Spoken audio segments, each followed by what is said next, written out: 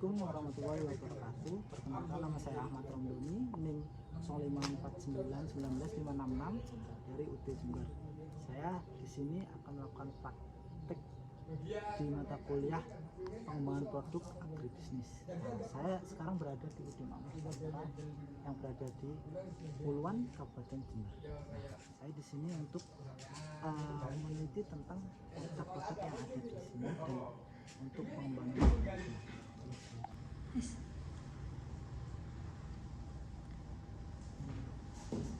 Bahkan ini benihnya itu di padi, Pak. Sedangkan kalau saya tahu padi itu adalah banyak. Kalau Bapak pernah nyoba untuk lebih ini kan padi putih, benihnya kayak beras putih. Kalau beras merah pernah mencoba atau memang mau fokus di situ? Saat ini kita masih tetap di produksi yang padi biasa ya. Karena permintaan paling besar juga seperti itu gitu loh. Jadi untuk kita ikuti aja trennya gitu. Kalau kita mencoba membuat tren itu tentunya perlu biaya yang sangat besar.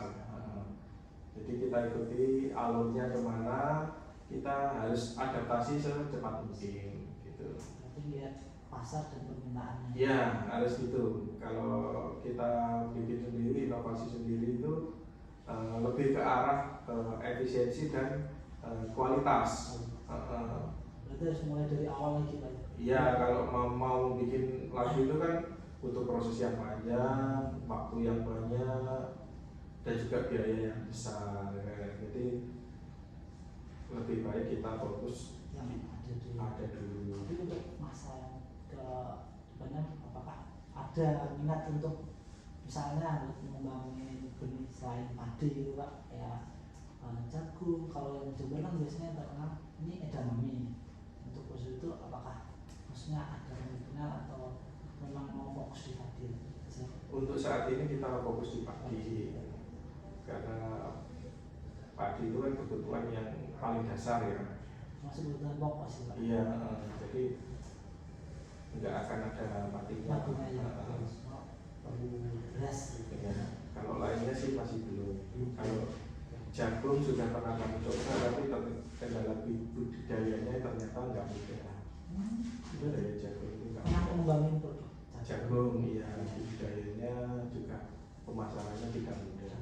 Itu memang margin lebih tinggi. Jadi kita untuk saat ini yang usaha yang paling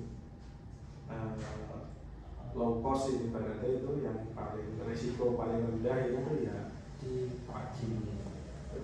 Karena mungkin jagung itu banyak juga, Pak. Ya, pemainnya juga banyak. Kalau padi ini kan margin nggak terlalu banyak, dikit lah. Jadi bagi perusahaan besar-besar itu kurang menarik.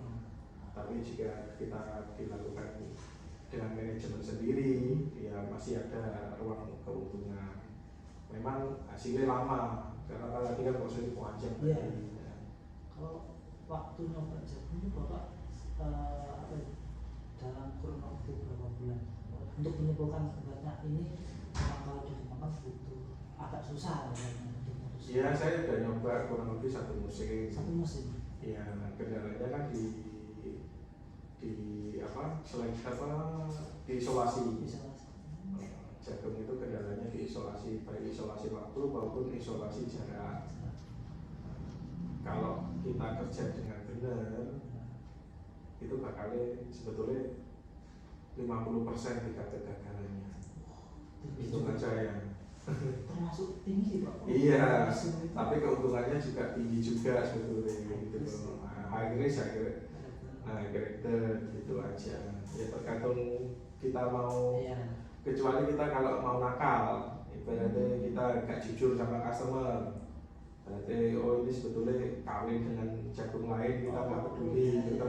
Cuma bentuknya kayak asli. Kayak ini udah ini murni gitu. Ya tinggal kita mau lanjut atau enggak gitu loh. Untuk jangka panjangnya tuh kayaknya bukan suatu yang bagus, Pak. Ya itu kan kalau mencari keuntungan jangka pendek ya terserah orang. Tapi kan kalau keuntungan jangka panjang nggak bagus untuk dilakukan.